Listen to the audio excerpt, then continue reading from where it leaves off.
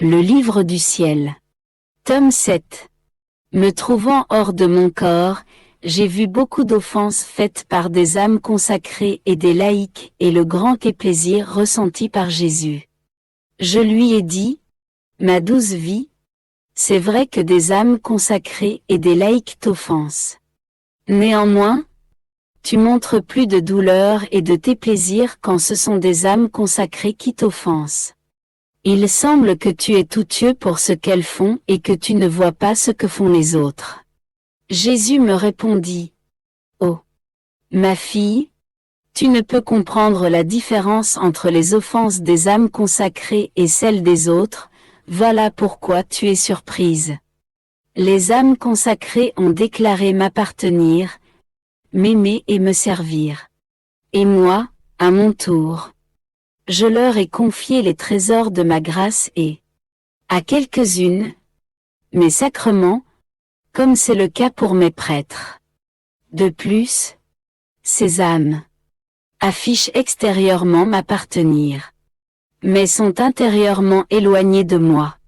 Extérieurement, elles affichent qu'elles m'aiment mais, intérieurement, elles m'offensent et se servent de choses saintes pour nourrir leur passion. Je garde mes yeux sur elles parce que je ne veux pas qu'elles mes dons et mes grâces. Toutefois, en dépit de mes soins, elles réussissent à gaspiller mes dons. Même dans les choses extérieures au moyen desquelles elles paraissent me glorifier. C'est une offense très grave. Si tu pouvais le comprendre, tu mourrais de chagrin. Par contre, ces âmes profanes déclarent qu'elles ne m'appartiennent pas, qu'elles ne me connaissent pas et qu'elles ne veulent pas me servir. Ainsi, elles se trouvent libres d'hypocrisie. C'est l'hypocrisie qui me déplaît le plus. Comme elles ont déclaré qu'elles ne m'appartiennent pas, je ne puis leur confier mes dons. Même si ma grâce voudrait les stimuler et lutter avec elles, cette grâce ne peut pas leur être donnée parce qu'elles en veulent pas. La situation peut se comparer à celle d'un roi qui a fait la guerre pour libérer de l'esclavage certains villages de son royaume. Par l'usage de la force et par beaucoup de sang versé, il a réussi à libérer plusieurs de ces villages, qui, par la suite, sont gardés sous son gouvernement. Il fournit tout à ces personnes. Si nécessaire, leur donne une place dans sa propre maison. Maintenant, dis-moi, lesquelles déplairaient le plus au roi si elles l'offensaient? Les personnes qui vivent avec lui, ou celles qu'il voulait libérer, mais qui ne le furent pas? Me trouvant dans mon état habituel, j'ai vu mon Jésus béni comme une ombre. Il m'a dit, ma fille, si on pouvait priver la nourriture de sa substance et si une personne en mangeait, elle n'en tirerait aucun profit. Cette nourriture ne servirait qu'à gonfler son estomac. Pareillement, les travaux faits sans esprit intérieur et sans droiture d'intention sont vides de la substance divine. Ils ne valent rien. Ils ne servent qu'à enfler à personne et lui causent plus de mal que de bien. Poursuivant dans mon pauvre état, rempli d'amertume à cause de la privation presque continuelle de mon aimable Jésus, je l'ai vu comme dans un éclair. Il m'a dit, ma fille, l'obéissance rend l'âme inébranlable, c'est-à-dire forte et robuste, de telle manière que toutes choses paraissent comme des vétilles devant la force divine qu'elle possède. L'âme obéissante peut tout dominer et rien ne peut la déranger point. Ayant dit cela, il disparut. Toujours dans mon pauvre état, j'ai vu mon Jésus béni. Il semblait qu'il s'était métamorphosé en moi-même, de manière que, s'il respirait, je sentais sa respiration dans la mienne. S'il bougeait un bras, je sentais son bras dans le mien, et ainsi de suite. Il me dit, ma chère fille, vois-tu dans quelle union étroite je suis avec toi? C'est ainsi que je veux te voir uni à moi. Néanmoins, ne crois pas que tu peux faire cela seulement quand tu pries ou que tu souffres. Non, tu peux le faire toujours. Si tu te déplaces, si tu respires, si tu travailles, si tu manges, si tu dors, tout cela tu dois le faire. Comme si tu le faisais dans mon humanité. Comme si tout ton travail était mien. De cette manière, rien ne sera tien. Tout ce que tu fais doit être comme déposé à l'intérieur d'une coquille. En ouvrant cette coquille, on ne doit trouver que le fruit du travail divin. Tu dois tout faire ainsi et en faveur de toutes les créatures. Comme si mon humanité habitait toutes les créatures. Si tu fais tout à travers moi, alors, même les actions les plus indifférentes et les plus petites acquièrent les mérites de mon humanité. Étant Dieu, je contenais tout en moi-même. C'est à dire que, dans ma respiration, je contenais les respirations de chacun. Dans mes mouvements, les mouvements de chacun. Dans mes pensées, les pensées de chacun. En conséquence, tout était restauré et sanctifié par moi. En travaillant entièrement avec l'intention de passer par moi, tu parviendras à contenir toutes les créatures en toi. Ton travail sera diffusé pour le bien de tous. Par conséquent, même si les autres ne me donnent rien, je recevrai tout par toi. Ayant dit cela, il disparut. Je voulais éviter d'écrire ces choses vues, qu'elles me paraissaient personnelles et que je ne savais pas comment les exprimer clairement. Que tout soit pour la gloire de Dieu. Ayant été privée de mon Jésus béni, j'étais anxieuse et je vivais une grande amertume. Ô Dieu, quelle douleur!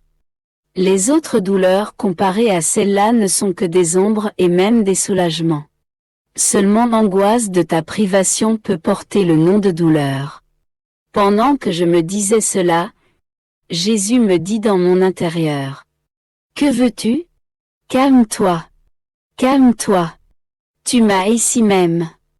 Non seulement suis-je avec toi, mais je suis en toi. En conséquence, je ne veux pas te voir anxieuse. Tout doit être douceur et paix en toi. De cette manière, on pourra dire de toi ce qui est dit de moi. Rien ne ruisselle de moi que le miel et le lait. Le miel symbolise la douceur et le lait, la paix. C'est ce qui ruisselle de mes yeux, de ma bouche et de tous mes travaux. Si tu montres la moindre ombre d'anxiété et d'esprit amer, tu déshonores celui qui vit en toi. J'aime tellement cette douceur et cette paix dans l'âme, que je ne peux accepter ces manières sensibles, violentes et agitées. Je ne veux accepter que les manières douces et paisibles parce que la douceur et la paix sont ce qui relie les cœurs. Alors, je peux dire, dans cette âme est le doigt de Dieu. De plus, si ces manières agitées et emportées me déplaisent, elles déplaisent aussi aux créatures. Quiconque parle et traite des choses de Dieu, avec des manières ni douces ni paisibles, montre que ses passions ne sont pas en ordre. Et si quelqu'un n'est pas ordonné, il ne peut inspirer l'ordre chez les autres. Conséquemment, si tu veux m'honorer, surveille tout ce qui n'est pas douceur et paix en toi. Poursuivant dans l'état de privation totale de mon Jésus, je lui disais en mon intérieur. Vie de ma vie, pourquoi ne viens-tu pas? Comme tu as durci ton cœur, puisque tu ne m'écoutes pas. Où sont tes promesses? Où est ton amour, puisque tu me laisses ainsi abandonner dans l'abîme de mes misères? Tu m'avais promis de ne jamais me laisser, tu disais que tu m'aimais tant. Qu'en est-il maintenant?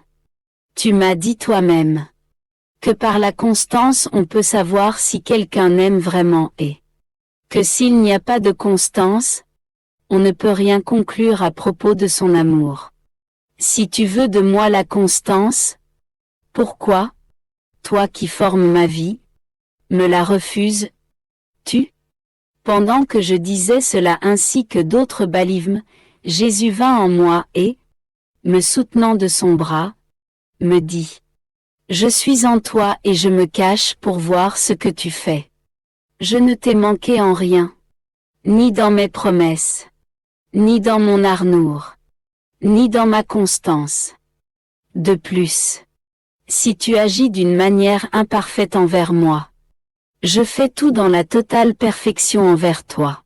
Ayant dit cela, il disparut. Poursuivant dans mon état habituel, j'étais plus amer que jamais à cause de la privation de mon Jésus. Alors, en un instant, je me suis senti tout absorbé dans la divine volonté. J'ai commencé à sentir mon intérieur se calmer de telle manière que je ne me sentais plus moi-même.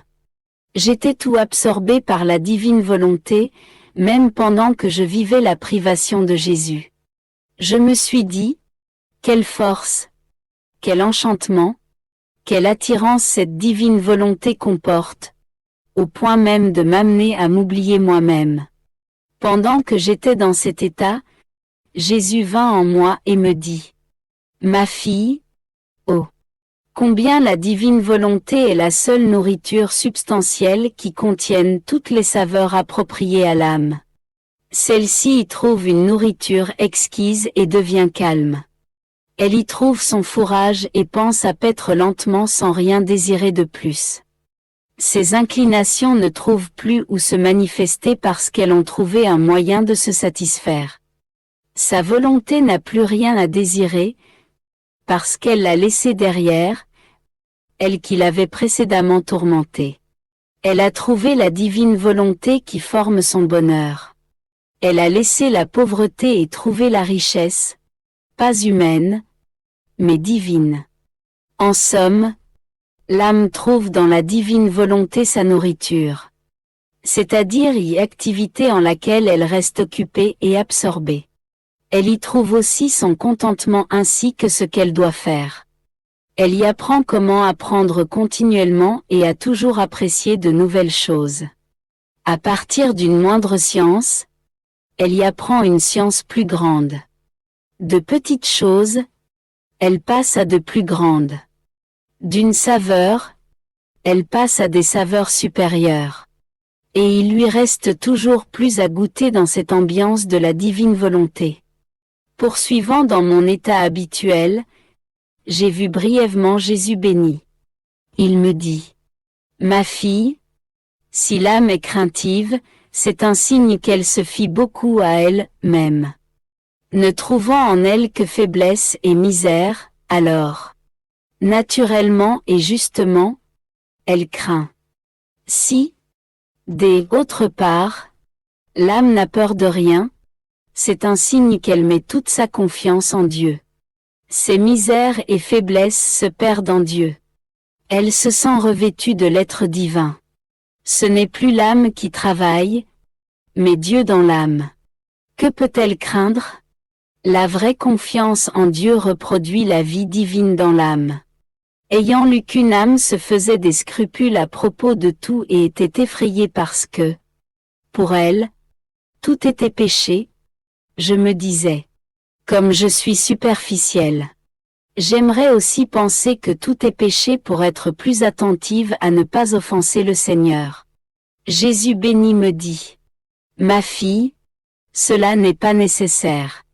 L'âme qui pense de cette manière est retardée sur le chemin de la sainteté. La seule vraie sainteté consiste à recevoir, comme une manifestation de l'amour divin, tout ce qui arrive.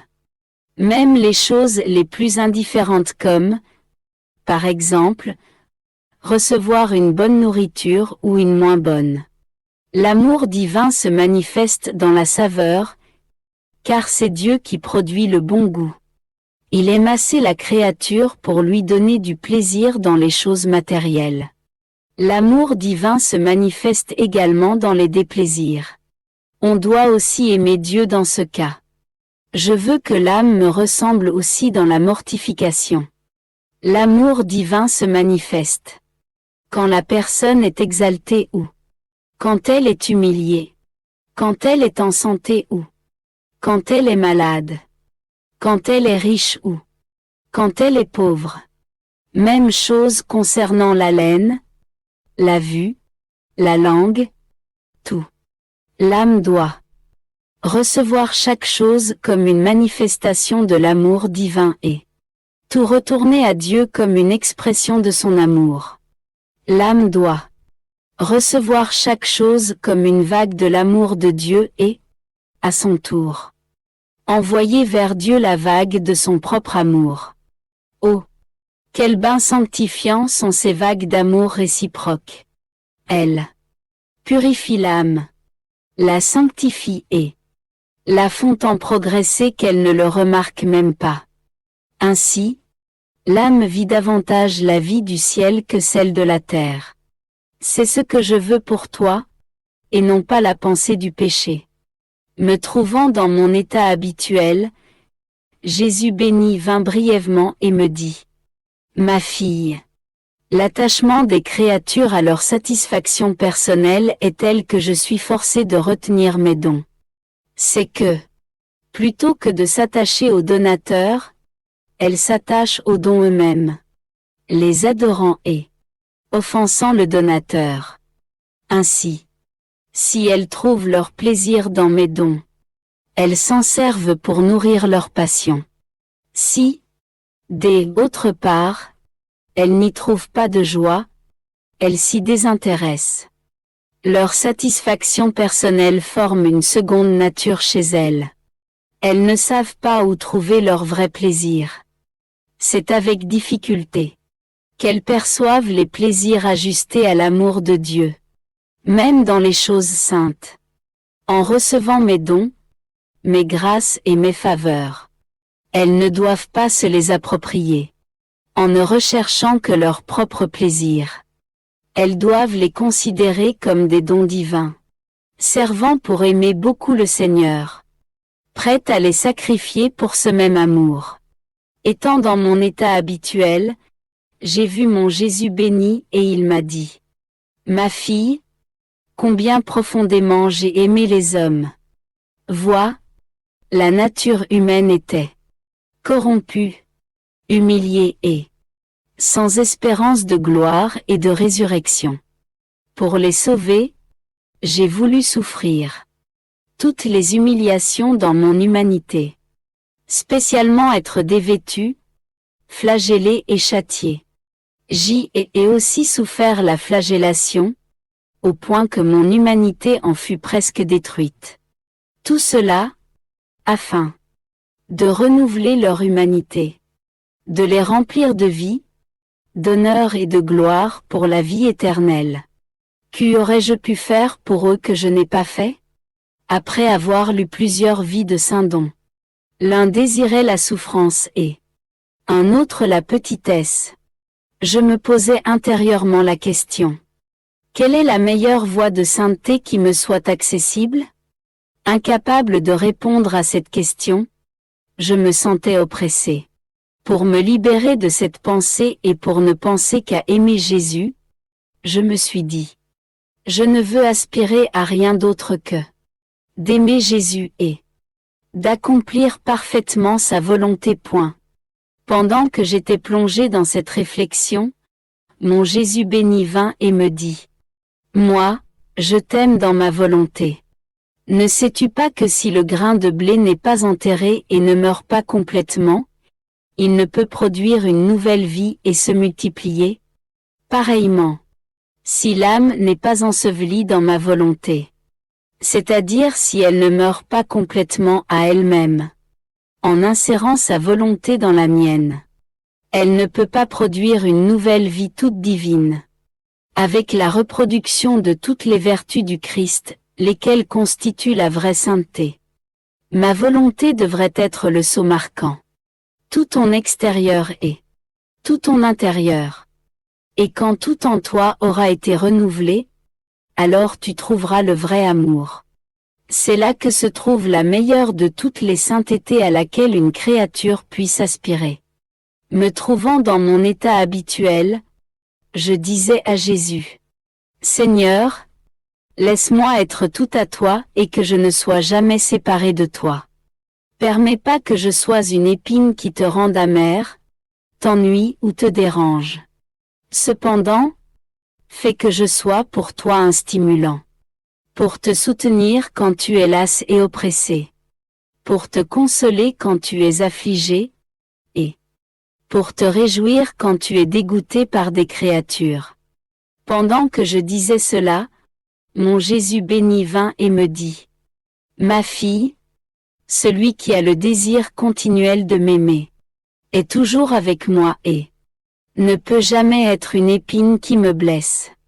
Plutôt, il est un stimulant qui me soutient, me console, me caresse et m'apaise car l'amour vrai a le pouvoir de rendre heureuse la personne aimée. Celui qui m'aime toujours ne peut me déplaire ou me dégoûter. Parce que l'amour absorbe toute sa personne. Il pourrait faire des petites choses qui me déplairaient et qu'il ne remarquerait pas. Mais l'amour a la vertu de purifier cela, de telle manière que je puisse toujours trouver mes délices en cette personne. Je vivais des jours amers à cause de la privation presque continuelle de Jésus béni. De temps en temps, comme l'éclair, il se laissait voir brièvement. Puis, immédiatement, il se cachait en moi dans un profond silence. Si bien que je ne pouvais le voir. Après l'avoir longtemps attendu, je l'ai vu, mais il était très amer et silencieux. Je lui ai dit: Dis-moi au moins ce qui te fait tant souffrir.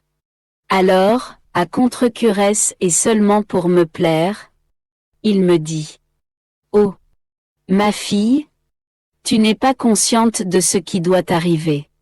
De plus, si je te rendais consciente de cela, tu calmerais mon indignation et je ne pourrais pas faire ce que je veux.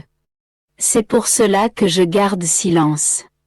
Sois calme concernant ma manière d'être avec toi dans cette brève période de temps. Prends courage, car ce sera très amer pour toi. Agis comme une grande athlète, vivant toujours généreusement et mourant dans ma volonté sans même pleurer. Ayant dit cela, Jésus se cacha encore plus profondément à l'intérieur de moi, me laissant pétrifié et incapable de pleurer sa privation. C'est seulement par obéissance que j'écris cela puisque, pendant une bonne période de temps, je fus presque continuellement hors de mon corps.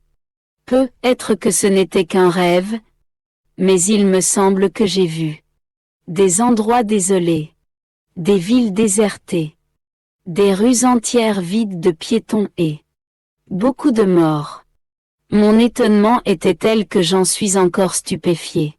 Aussi, je désire imiter mon bon Jésus et rester taciturne et silencieuse. La raison de tout cela, je ne la connais pas. Jésus, ma lumière, ne m'a rien dit. J'écris ces choses seulement par obéissance. Deo gratia. Grâce soit rendue à Dieu. Poursuivant dans mon silence, j'ai passé plusieurs jours dans une grande amertume. C'était comme si mon intérieur avait été frappé par un éclair. Je ne pouvais ni avancer ni reculer. Je ne sais pas comment expliquer ce qui m'est arrivé intérieurement.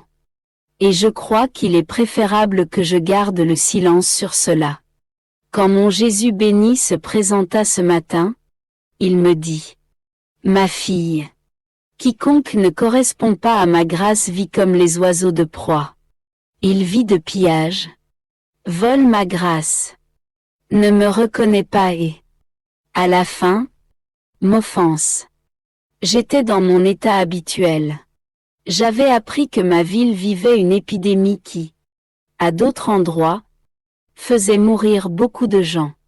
Alors je demandais à notre Seigneur de me faire plaisir en épargnant les victimes et en me faisant souffrir à leur place.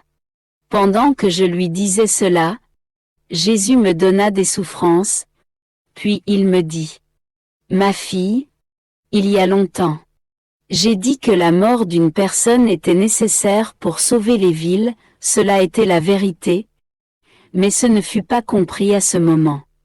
En tout temps, il a été nécessaire qu'une personne souffre pour le bien des autres. Pour être acceptée, cette personne doit s'offrir volontairement, seule, et par amour pour Dieu et ses frères.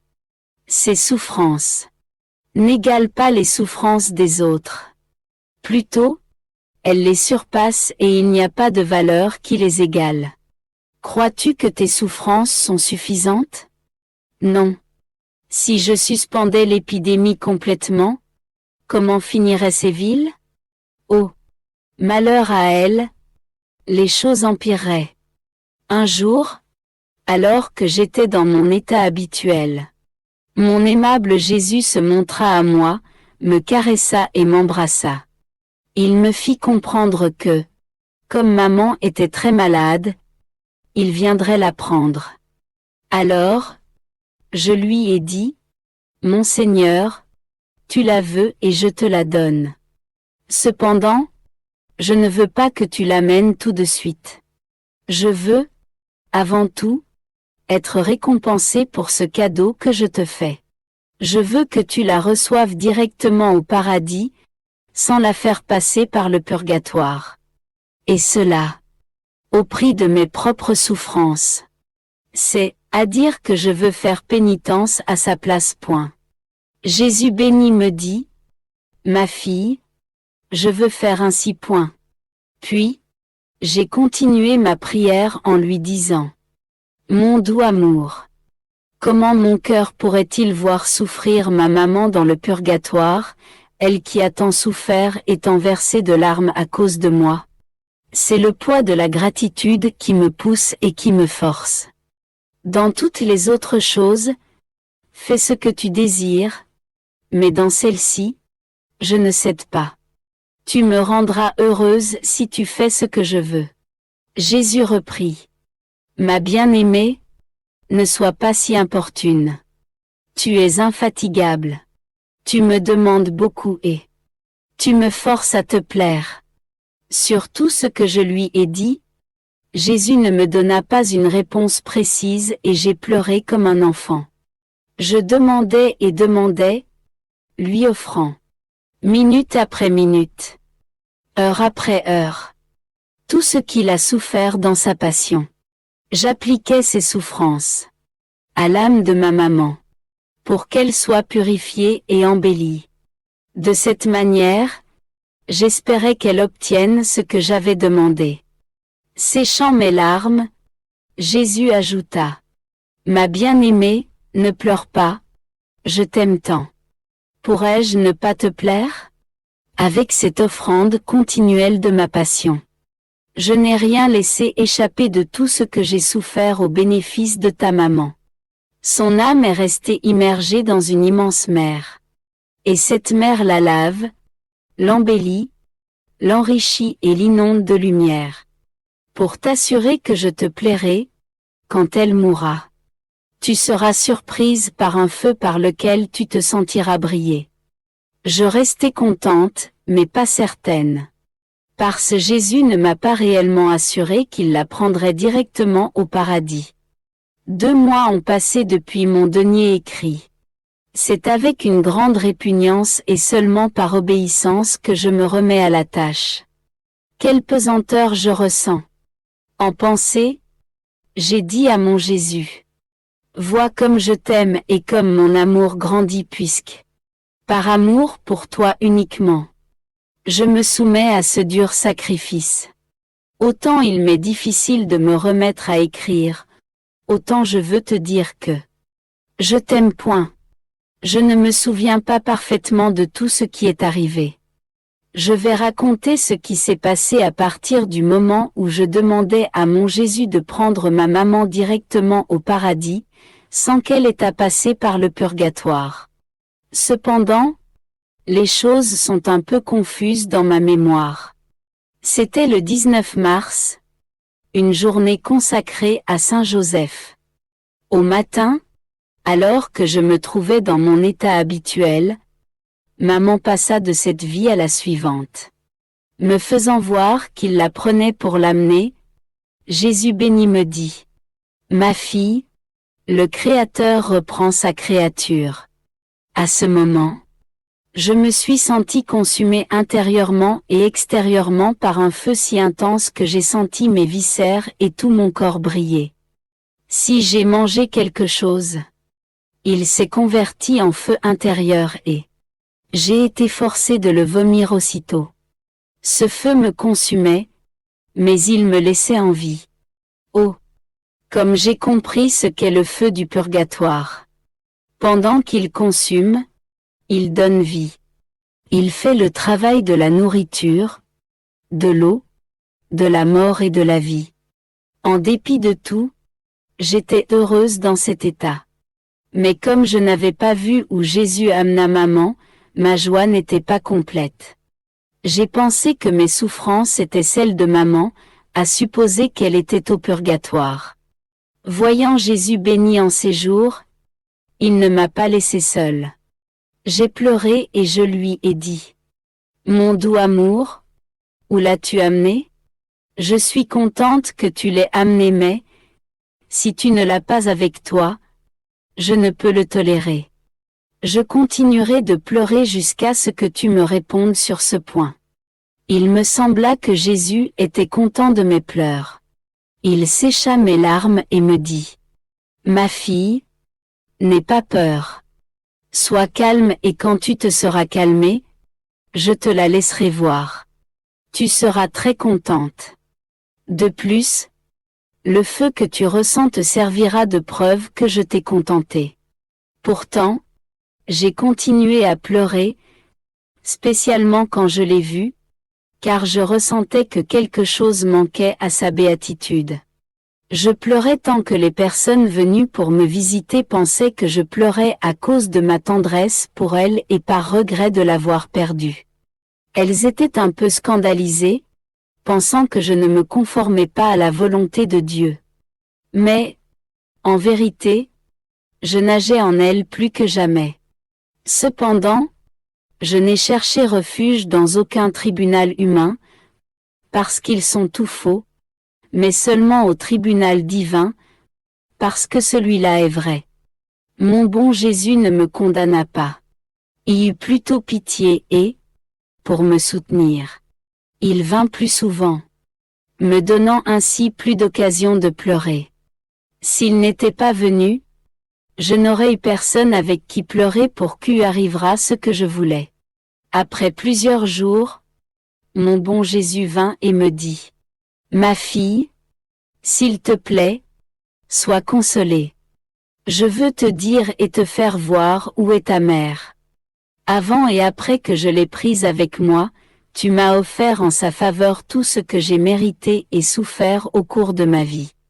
En conséquence, dans l'étape où elle se trouve actuellement, elle prend part à tout ce que mon humanité fit et savoura. Néanmoins, ma divinité lui est encore cachée, mais elle lui sera bientôt révélée.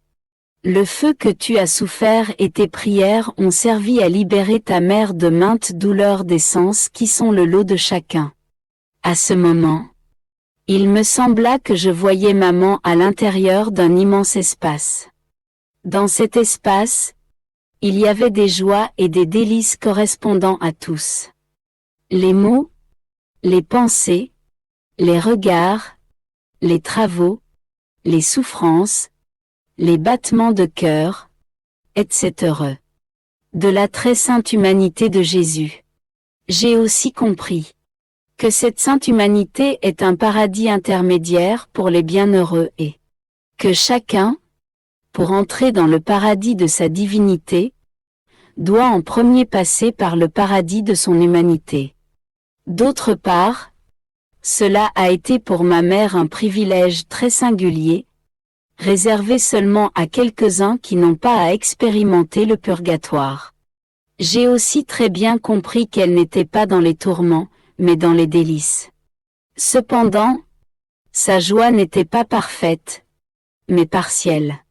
J'ai continué à souffrir pendant 12 jours, si vivement que je me suis sentie sur le point de mourir. Ce fut d'ailleurs l'obéissance qui intervint pour que le petit fil de vie qui me retenait encore ne soit pas cassé. Puis je revins à mon état naturel. Je ne sais pas pourquoi l'obéissance interfère toujours pour ne pas me laisser passer au ciel. Mon bon Jésus me dit: Ma fille, les bienheureux du ciel me donnent une grande gloire par l'union parfaite de leur volonté avec la mienne. Parce que leur vie est une reproduction de ma volonté. Il y a tant d'harmonie entre eux et moi que leur souffle, leur mouvement, leur joie et tout ce qui constitue leur béatitude sont un effet de ma volonté. Quant aux âmes qui sont encore des voyageuses, elles s'unissent à ma volonté, de façon à ne jamais s'en séparer. Leur vie est du ciel et je reçois d'elles la même gloire que je reçois des bienheureux. Cependant, je prends plus de plaisir et de satisfaction en elles. Parce que, ce que les bienheureux font au ciel, ils le font sans sacrifice et avec délice. Par contre, ce que les âmes pèlerines font, elles le font avec sacrifice et avec des souffrances. Et où il y a sacrifice, je suis très content et je prends plus de joie. Les bienheureux eux-mêmes, vu qu'ils vivent dans ma volonté, forment une même vie avec moi et, ainsi, ils partagent eux aussi les délices qui me proviennent des âmes pèlerines. Je me souviens qu'en une autre occasion, ayant craint que ce que je vivais fût l'œuvre du démon, le bon Jésus m'avait dit: Ma fille, le démon aussi sait comment parler des vertus. Néanmoins, pendant qu'il en parle, il laisse dans l'âme de la répugnance et de la haine pour ces mêmes vertus. Ainsi, la pauvre âme se trouve en état de contradiction et sans force pour pratiquer ce qui est bien. À l'opposé, quand c'est moi qui parle, ma parole est vérité. Elle est pleine de vie. Elle n'est pas stérile, mais féconde. Quand je parle, j'infuse l'amour et la vertu dans l'âme. La vérité est force, lumière, soutien et une deuxième nature pour elles âmes qui se laissent guider par elle. Pour continuer mon récit, je dirais que seulement 10 jours s'étaient écoulés depuis la mort de ma mère quand mon père tomba gravement malade à son tour. Le Seigneur me fit comprendre que lui aussi allait mourir. J'en ai fait le dos au Seigneur par avance et j'ai répété tout ce que j'y avais fait pour ma mère, afin qu'il n'aille pas non plus au purgatoire. Cependant, le Seigneur se montra très peu disposé et ne m'écouta pas. Je craignais beaucoup, quoique pas pour son salut. Parce que, environ 15 ans auparavant, le bon Jésus m'avait fait la promesse solennelle que de tous ceux qui m'appartenaient, pas un ne serait perdu. Conséquemment, je ne craignais pas pour son salut. Néanmoins, j'étais grandement effrayé à propos du purgatoire. Je priais continuellement, mais le bon Jésus vint rarement. Ce fut seulement au 16e jour de maladie de papa, alors qu'il se mourait, que Jésus béni se montra, tout bienveillant et vêtu de blanc comme prêt pour une célébration. Il me dit: Aujourd'hui, j'attendrai ton Père. Cependant, par amour pour toi, je le rencontrerai. Non pas comme un juge, mais comme un Père bienveillant ainsi, je l'accueillerai dans mes bras. J'insistais sur la question du purgatoire, mais, ne faisant pas attention à moi, il disparut. Mon père étant mort, je n'ai ressenti aucune souffrance particulière comme ce fut le cas à la mort de ma mère. Pour cette raison, j'ai compris que mon père était allé au purgatoire. J'ai prié et prié, mais Jésus ne se laissait voir que très brièvement, sans me laisser le temps de quoi que ce soit. À cause de cela, je ne pouvais même pas pleurer, puisque je n'avais personne avec qui pleurer. Le seul qui aurait pu entendre mes pleurs me fuyant. Adorable justice de Dieu dans ses voies. Après 2 jours de douleur interne, j'ai vu Jésus béni. En le questionnant à propos de mon père, j'ai entendu sa voix, comme s'il avait été derrière Jésus, tout en larmes, et demandant de l'aide. À ce moment ils disparurent tous les deux. Je restai avec une grande douleur dans mon âme et je priai beaucoup. 7 jours plus tard, me trouvant hors de mon corps, je me suis vu à l'intérieur d'une église dans laquelle il y avait plusieurs âmes du purgatoire. Je demandai à notre Seigneur qu'il permette au moins à mon père de faire son purgatoire à l'intérieur de cette église, car je pouvais voir que les âmes du purgatoire qui se trouvent dans une église sont constamment consolées par les prières et les messes qui y sont célébrées. Elles sont même encore plus consolées par la présence sacramentelle de Jésus qui, pour elles, est un réconfort continu. À ce moment, j'ai vu mon père avec un aspect révérentiel et notre Seigneur qui le plaçait près du tabernacle. À cette vue, je restai avec moins de chagrin dans mon cœur. Je me souviens confusément que Jésus m'avait précédemment fait comprendre la valeur précieuse de la souffrance et que je lui avais demandé de faire comprendre à chacun le grand bien qui s'y trouve. Il m'avait dit, « Ma fille, la croix est un fruit extérieurement rempli d'épines et d'aspérités. Cependant, abstraction faite de ses épines et de son revêtement, on trouve en elle un fruit précieux et exquis que seulement ceux qui ont la patience de dépasser l'inconfort de ces épines peuvent goûter. Seulement eux peuvent découvrir le secret de cette merveille et le goût de ce fruit. Quiconque a découvert ce secret le garde avec amour et convoitise, recherchant ce fruit sans remarquer les épines. Tous les autres regardent ce fruit avec dédain et dépit. J'ai dit à Jésus, « Mon doux Seigneur, quel est le secret qui se trouve dans le fruit de la croix ?» Il me dit, « Son secret réside dans les nombreuses pièces de monnaie que l'âme y trouve, en vue de son entrée au ciel et de sa béatitude éternelle. Avec ces pièces, l'âme devient riche et éternellement bénie. Tout ce dont je me souviens, je m'en souviens confusément et ce n'est pas très bien ordonné dans mon esprit. Pour cette raison, je m'arrête ici. Me trouvant dans mon état habituel, j'ai vu mon Jésus béni pendant un bref moment. Je l'ai prié pour moi-même et pour les autres. Cependant, je l'ai fait avec des difficultés inhabituelles. Parce que je pensais ne pas pouvoir obtenir beaucoup. Si je priais seulement pour moi-même. Sur ce, le bon Jésus me dit, « Ma fille,